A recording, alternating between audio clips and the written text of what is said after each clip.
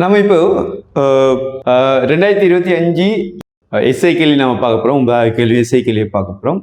ஒரு ER diagram கீறன்னு சொன்னால் எங்களுக்கு அந்த டயக்ராமில் சம்மந்தப்படுற 3 விஷயம் இருக்கு. 3 பேரை பற்றி எங்களுக்கு தெரியணும். அதில் ஒரு ஆள் யாருன்னு சொன்னால் என்னென்னா என்டிட்டி எங்களுக்கு ஐடென்டிஃபை பண்ணக்கூடிய மாதிரி இருக்கணும். சரியா? அந்த டயக்ராமில் வாரு என்டிட்டிகளை நாங்கள் அடையாளம் காணணும். 2வது விஷயம் என்ன சொன்னா அந்த என்டிட்டிகளுக்கான பண்புகள் அட்ரிபியூட்ஸுகளை நாங்கள் அடையாளம் காணணும். 3வது விஷயம் என்ன சொன்னா நாங்கள் ரிலேஷன்ஷிப்பு, சரியா, என்டிட்டிகளுக்கு இடையிலான ரிலேஷன்ஷிப்பை நாங்கள் அடையாளம் காணணும்.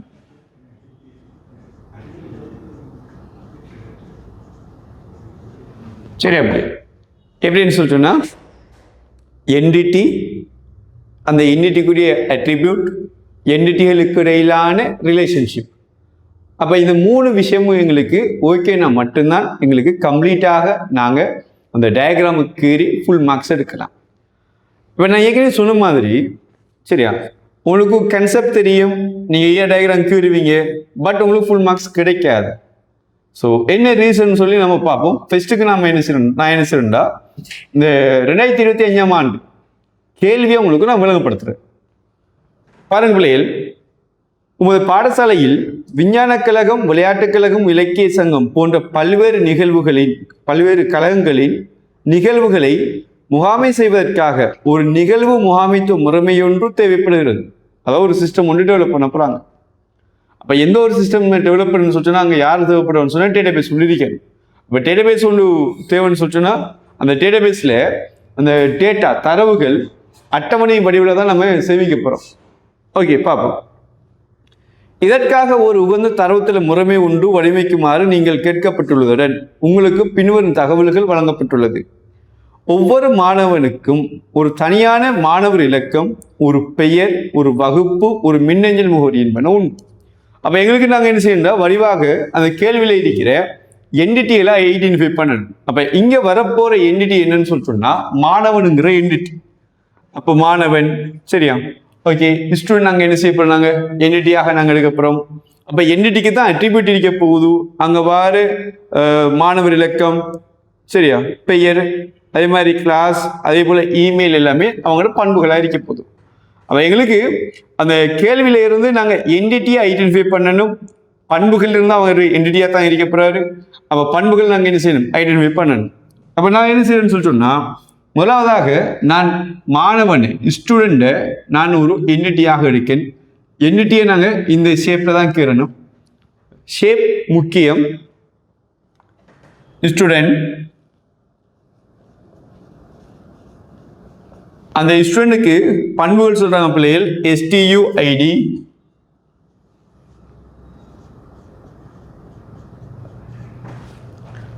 அதை சொல்கிறாங்க. STUID சொல்கிறாங்க தனியான மாணவர் இலக்கம். அவர் தனியான மாணவர் இலக்கம்னு சொல்லிட்டோன்னா அவர் யாரை வரப்போறாரு, அவர் பிரைமரிக்காக வரப்போறாரு.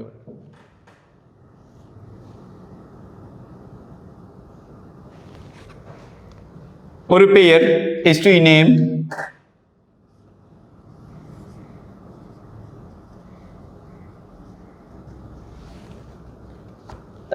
ஒரு வகுப்பு கிளாஸ்,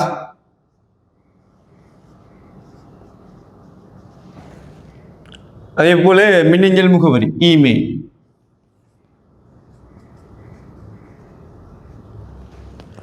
இது ஒரு என்டிட்டி, அதில் பண்பு. ஓகே, அடுத்து பார்ப்போம். ஒரு மாணவன் ஒன்று அல்லது ஒன்றுக்கு மேற்பட்ட கழகங்களில் இணையலாம். அப்போ மாணவன் எதோட இணையப்படான்னு சொல்லிட்டோன்னா, எதோட ஒரு ரிலேஷன்ஷிப் ஒன்று வரப்போகுதுன்னு சொல்லிட்டோன்னா கழகத்தோட ரிலேஷன்ஷிப் வரப்போகுது. சரியா, இணையலாம். ஓகே, 3வது பாயிண்ட்ஸை கண்டினியூ பண்ணுவோம். ஒவ்வொரு கழகத்திற்கும் ஒரு தனியான இலக்கம், ஒரு கழக பெயர், ஓர் இடம், ஒரு பொறுப்பாசிரியர் என்பன உண்டு. இப்போ நாங்கள் என்ன செய்ய பண்ண, கழகத்தை கிளப்பை நம்ம என்ன செய்ய பண்ண சொல்லிட்டோம்னா ஒரு என்டிட்டியாக எடுக்கப்புறோம். கிளப்பை நாங்கள் ஒரு என்டிட்டியாக எடுக்கப்புறோம். கிளப்ல, சரியா, அவங்க சொல்றாங்க தனியான இலக்கம் சொல்றா, அது பிரைமரிக்கு அடையாளப்படுத்துறதுக்குரிய சொல்தான். அது தனியான இலக்கம்.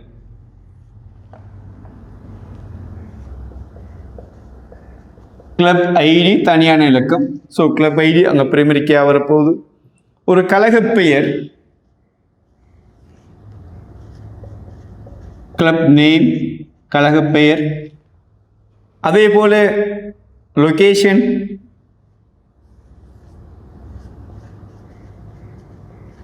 லொகேஷன். அதே மாதிரி பொறுப்பாசிரியர், டீச்சர் ஐடி.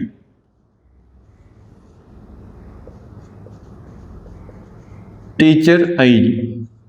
ஓகே, இப்போ எங்களுக்கு தெரியும் யார் யாருக்கு இடையில தொடர்பு இருக்குன்னு சொன்னா ஸ்டூடெண்ட்டுக்கும் கிளப்புக்கு இடையில தொடர்பு இருக்குன்னு சொல்லி எங்களுக்கு தெரியும். அப்போ ஸ்டூடெண்டையும் நாம் கிளப்பை நாங்கள் என்ன செய்ய போகிறோம், நாங்கள் ரிலேஷன்ஷிப்பை காட்டப்போகிறோம். ஓகே, இப்போ நாங்கள் பார்க்க போகிறோம் என்ன சொன்னால் ஒவ்வொரு மாணவருக்கும் ஒரு தனியான. ஓகே, அது ரெண்டாவது பாயிண்ட்ஸ் பாருங்க. ஒரு மாணவன் ஒன்று அல்லது ஒன்றுக்கு மேற்பட்ட கழகங்களில் இணையலாம். சரியா? அப்போ அங்க ஜாயின்ஸ், ஜாயின்ஸுங்கிறது எங்களுக்கு ரிலேஷன்ஷிப்புக்குரிய பேராக இருக்கணும். இதெல்லாம் ஞாபகம் வச்சுக்க பிள்ளைகள். ரிலேஷன்ஷிப்புக்குள்ள கொடுக்குற அந்த வேர்ட் எங்களுக்கு தந்திருக்காங்க, நாங்கள் கட்டாயம் தான் யூஸ் பண்ணணும். முதலாவது விஷயம். ரெண்டாவது விஷயம் என்னன்னு சொல்லிட்டோம்னா அந்த சொற்களானது எப்படி இருக்குன்னு சொல்லிட்டோம்னா அந்த எஸ் ஃபார்மேட்ல இருக்கணும். சரியா? ஒரு மாணவன் ஒன்று அல்லது ஒன்றுக்கு மேற்பட்ட கழகங்களில் இணையானு சொன்னா மாணவன் ஒன்றா எடுத்துட்டா கழகம் எங்களுக்கு என்ன செய்ய போகுது, மெனியாக காணப்படுவது. அதே போல என்னன்னு சொல்லிட்டோம்னா ஒரு கழகத்துல எப்பயும் ஒரு மாணவன் இருக்க போறது இல்லை. அப்போ ரிலேஷன்ஷிப் என்ன இருக்க போகுது, எங்களுக்கு மெனி டு மெனி ரிலேஷன்ஷிப்பாக இருக்க போகுது. சில நேரங்களில் அவங்க என்ன செய்வாங்கன்னு சொல்லிட்டோம்னா அந்த சைட்டும் எங்களுக்கு தந்திருப்பாங்க. அடுத்தது பார்ப்போம், 4வது பாயிண்ட்ஸை பார்ப்போம். நிகழ்வுகள் கழகங்களால் நடத்தப்படுகின்றன. ஒவ்வொரு நிகழ்வுக்கும் ஒரு தனியான நிகழ்வு இலக்கம். ஓகே, நிகழ்வு இலக்கம், தனியான நிகழ்வு இலக்கம்னு சொல்றாங்க. அப்ப இது யாருக்குரிய பண்பாக இருக்க போகுது, நிகழ்வு இலக்கம் பெயர்னு சொல்றது. அப்போ ஒரு பண்புன்னு சொல்லி அடையாளம் கண்டுட்டோம் நம்ம. அப்ப அது எதற்குரிய பண்பாக இருக்கப்படும் சொல்லிட்டோம்னா நிகழ்வுன்னு சொல்ற ஒரு என்டிட்டிக்குரிய பண்பாக அங்க காணப்பட போதும். சரி, நான் ஈவெண்ட் சொல்லி அந்த நிகழ்வை நான் அடையாளப்படுத்துறேன். ஈவெண்ட் சொல்லி அந்த நிகழ்வை அடையாளப்படுத்துறேன். நான் ஈவெண்ட் ஐடி, இ நேம்,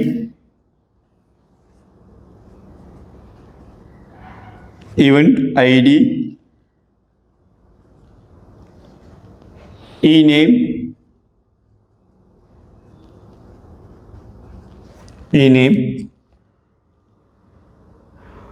இதில் சொல்றாங்க பிள்ளை தனியான நிகழ்வு விளக்கம் சொல்றாங்க. அது பிரைமரிக்கு அடையாளம் காட்டுறதுக்காக அப்படி சொல்றாங்க அவங்க.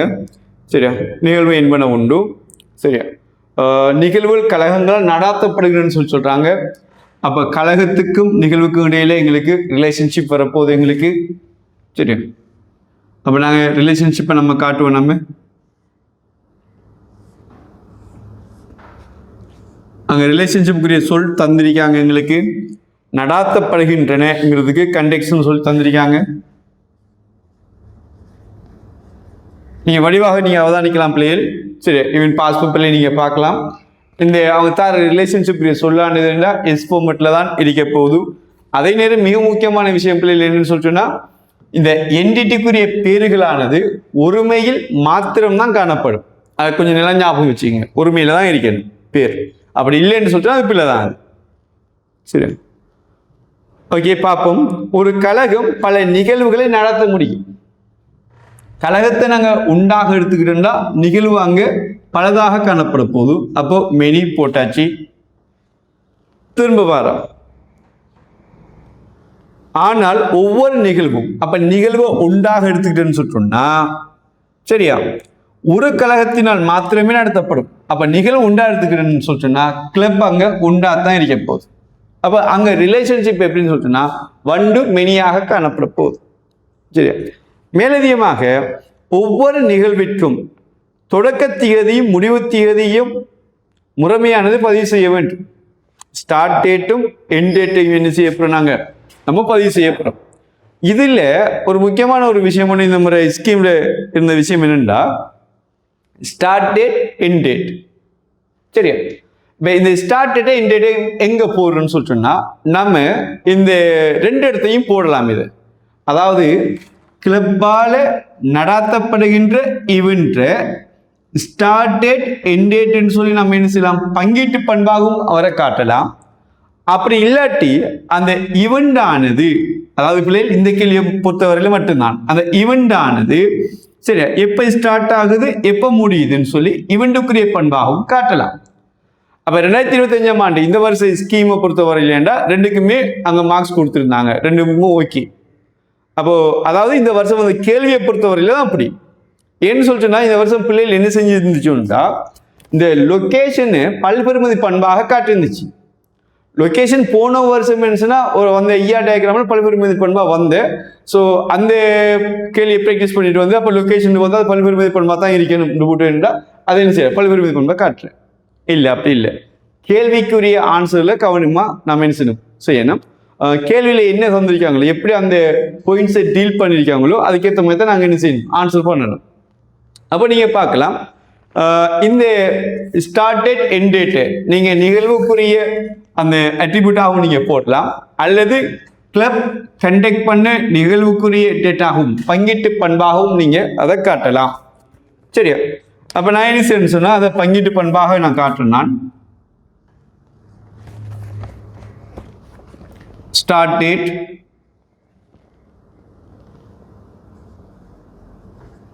அதே போல எண்ட் டேட் இருக்கு.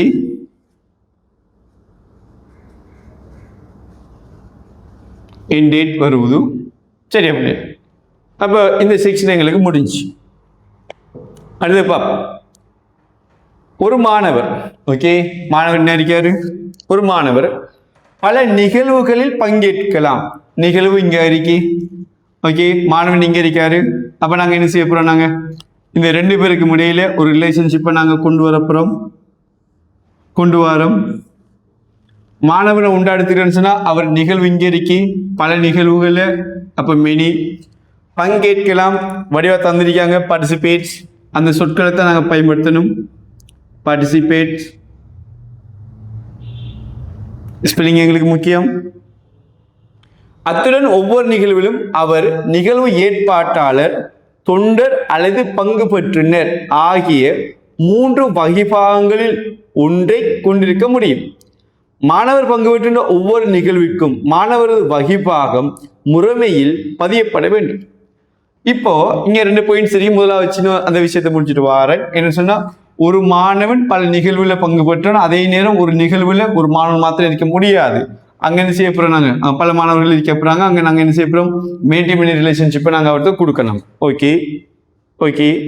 ரெண்டாவது விஷயம் என்ன சொல்லிட்டோம்னா, இந்த ரோல் சரியா, இந்த ரோலுங்கிறது என்ன சொல்லிட்டோம்னா எதாக இருக்க போகுது? மாணவருடைய வகிபாகம் சரியா. அது இங்க பாருங்க பிள்ளைகள், திரும்ப அந்த பாயிண்ட்ஸை வாசிக்கேன் சரியா. ஒவ்வொரு நிகழ்விலும் அந்த மாணவர் யாராக இருக்கலாம்னு சொல்லிட்டோம்னா சரியா, ஆர்கனைசராக இருக்கலாம், வாலண்டியராக இருக்கலாம் சரியா, அல்லது பார்ட்டிசிபேட்டாக இருக்கலாம். ஆகிய 3 வகைபாகங்களில் ஒன்றை கொண்டிருக்க முடியும். மாணவர் பங்கு பெற்ற ஒவ்வொரு நிலைக்கும் மாணவர் வகைபாகம் முறைமையில் பதியப்படல் வேண்டும். மாணவர வகைபாகம், மாணவர வகைபாகம் எங்க? மாணவருக்கான்னு கேட்டா இல்லை, இவனுக்கான்னு சொல்லி சொன்னா இல்லை. இங்க மாணவர் பங்கு பற்றி இவன்ட்டுக்கு முதலாவது அதோட பொசிஷன் எங்களுக்கு எங்கன்னு சொல்லி தெரியணும். அப்ப அந்த ரோலை நாங்க எங்க நாங்க கொடுக்க போறோம்? மாணவருக்கு கொடுக்க போறோமா, இவன்ட்டுக்கு கொடுக்க போறோமான்னு கேட்டா இல்ல, மாணவர் பங்கு பற்றிய இவன்ட்டுக்கு. ஸோ இங்க சரியா அந்த ரோலை நாங்க எங்க காட்டப்படுறோம்னு சொல்லிட்டோம்னா இந்த இடத்துல நாங்க காட்டப்படுறோம். ரோல் மாணவர் பங்கு பற்றிய அந்த ஈவெண்ட்ல அவர் இன்னொரு ரோலா இருக்காங்க.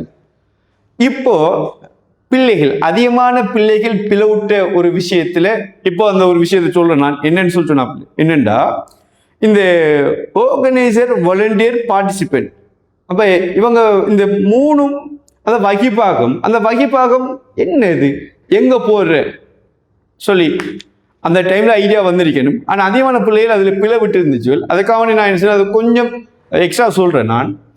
இப்போ உங்களுக்கு தெரியும், மெயின்டைன் ரிலேஷன்ஷிப் வந்துச்சுன்னு சொல்லிட்டோன்னா அதுக்கு ஒரு தனி ஒரு ஸ்கீமா வரும். அப்ப தனி ஒரு ஸ்கீமா வந்து அங்கே டேபிள் ஒன்று வரும். அப்ப டேபிள்ல எப்படின்னு சொல்லிட்டோம்னா சரி, ஸ்டூடெண்ட் ஈவென்ட்டுக்குரிய ஒரு பார்ட்டிசிபேட்ஸ் அந்த டேபிள்ல சரியா எங்களுக்கு தெரியும் மெயின்டைன் ரிலேஷன்ஷிப்னு சொல்லிட்டோம்னா இவர்தான் நாங்கள் என்ன செய்ய போறோம்? நம்ம 2 பேர் பிரைமரி கீ வரப்போறாங்க. யாருன்னு சொல்லிட்டோம்னா STUID அதே போல் யார் வரப்போறோன்னு சொல்லிட்டுன்னா ஈவெண்ட் ஐடி. அதே மாதிரி இந்த ரோல் ஆனது என்ன செய்யப்படும்னு சொல்லிட்டுன்னா இந்த இடத்துல வரப்போகுது. ஏன்னா உதாரணத்துக்கு நான் எழுதுறேன்னா சரியா A001 A002 சரியா. இப்போ ஈவெண்ட் ஐடி E001 சரி, திரும்பி நான் ரிப்பீட் பண்ண E001 சொல்லி. அப்போ இந்த ஈவெண்ட்ல சரி A001 யாராக இருக்காருன்னு சொல்லி சொன்னா இவர் யாராக இருக்காரு? ஆர்கனைசரா இருக்காரு. இவர் யாராக இருக்காருன்னு சொல்லி சொன்னா இவர் வாலண்டியராக இருக்காரு.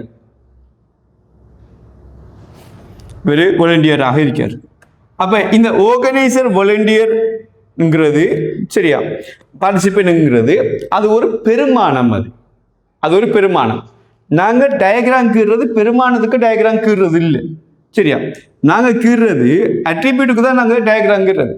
அப்ப இங்க என்ன வரப்போகுதுன்னு சொல்லிட்டோம்னா அப்ப இந்த அட்ரிபியூட் என்ன செய்யா இங்க ரோல்ல என்ன செய்ய போகுது, எங்களுக்கு பங்கீட்டு பண்பாக நாங்க அதை காட்டப்போறோம். நிறைய பிள்ளைகள் என்ன செஞ்சுச்சுன்னு சொல்லிட்டோம்னா சரியா இந்த ரோலை போட்டு இது என்ன கலப்பு பண்பாக ரோல்ல இருந்து ஆர்கனைசர் சரியா இப்படியாக கீழ்ந்துச்சு. இதுல ஆர்கனைசர் அதே மாதிரி வாலண்டியர் அப்புறம் பார்ட்டிசிபேட் சொல்லி கீழ்ந்துச்சு. அப்ப அது பிள்ளை அது என்ன செய்யாது, அது வராது அது சரியா. அப்ப உங்களுக்கு இந்த இடத்துல சம்பளம் என்ன செய்யணும்னா அந்த குழப்பமான ஒரு மனநிலை ஒன்று இருந்துச்சுன்னு சொல்லிச்சுன்னா அதை கொஞ்சம் தெளிவாக விளங்கிங்க. ஸோ இந்த ரோலுங்கிறது என்ன செய்யும், அது பண்பாக வந்து இப்போ இது ரெண்டு இதெல்லாமே என்ன செய்யணும் அதில் பெருமதிகளாக தான் இருக்கப்போதாங்க. இப்போ இது அதில் பெருமதிகளாக தான் இருக்கப்போது. ஸோ இதை நீங்கள் நல்லா ஞாபகம் வச்சுங்க. இங்கே மேட்டிமெண்ட் ரிலேஷன்ஷிப் வரப்போகுது. ஸோ என்ன செய்யும் ரெண்டு பிரைமரிக்கு எடுத்து நாங்கள் என்ன செய்யறோம் ஒரு டேபிள் ஒன்று நாங்கள் போட்டு இதை நாங்கள் காட்டுவோம். நம்ம இப்போ இதுக்குரிய மார்க்ஸ் அலோகேஷன் நான் உங்களுக்கு ஸ்டார்ட்லேயே சொல்லிட்டேன்னா இந்த டயக்ராமுக்குரிய மார்க்ஸ் அலோகேஷன் எதுன்னு சொல்லிட்டேன்னா 5 மார்க்ஸ்ன்னு சொல்லி சொன்னேன்னா எப்படின்னு சொல்லி பார்ப்போம். எப்படின்டா இங்கே சரியா, இங்கே எப்படின்னு சொல்லிட்டேன்னா 5 மார்க்ஸ் இந்த இஷ்டனுங்கிற ஒரு என்டிட்டி அதில் பண்புகள் பிரைமரிக்கே நம்ம சரியாக அடையாளம் காட்டியிருக்கணும்.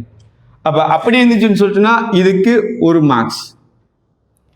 அடுத்தது கிளப் அவங்க இருக்கிற 4 பண்புகள் சரியா, 4 பண்புகளும் சரியாக இருக்கணும் பிரைமரிக்கும் சரியா இருந்துச்சுன்னு சொன்னா அதுக்கு 1 மார்க்ஸ் 2 மார்க்ஸ்.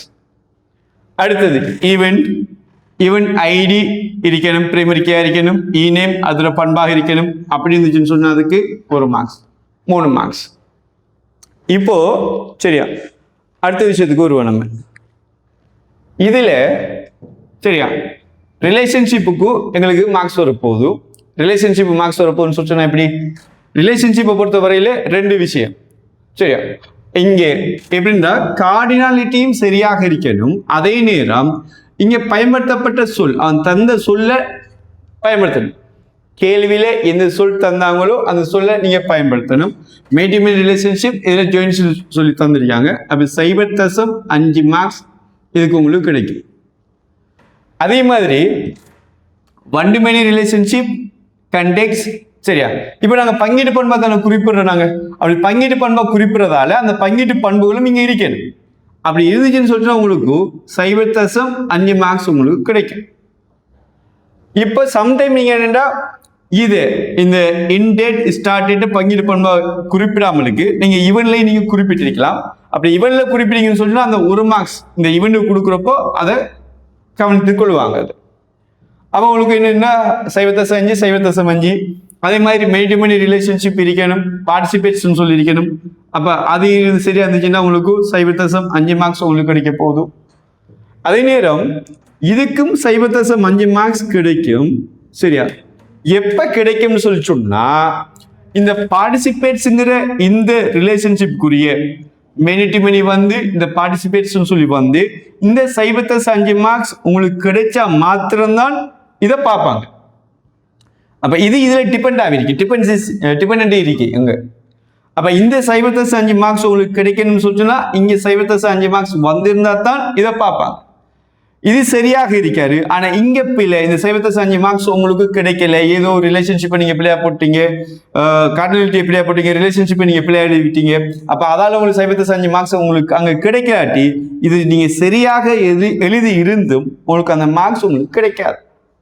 சரியாக எழுதி இருந்தும் அந்த மார்க்ஸ் உங்களுக்கு கிடைக்காது. அப்ப இங்க நடக்கிற சம்பவம் அதான். இப்ப 5 மார்க்ஸும் உங்களுக்கு ஃபுல்லா கிடைக்கணும். ஓகே, ஃபுல்லா கிடைக்கிறது இல்லை, என்னென்ன பிரச்சனை இருக்குன்னு சொல்லி பார்ப்போம். நம்ம இப்ப ஏற்கனவே சில விஷயங்களும் உங்களுக்கு சொல்லிட்டு வந்தேன்னா, இப்போ நில ஞாபகம் பிள்ளைகள் நம்ம என்ன கேள்விக்கு ஏற்ற மாதிரி நம்ம என்ன செய்யணும், ஆன்சர் எழுதணும். சரியா? இங்கே முதலாவது பிள்ளைகள் விட்ட விஷயங்கள்ல உண்டு இந்த அட்ரிபியூட்டுகளை ரிலேஷன்ஷிப்புகளை எழுதுற ஸ்பெல்லிங்ல இருந்து அதுல கேஸ் சென்சிட்டிவ் வரைக்கும் பார்த்தேன் இந்த முறை.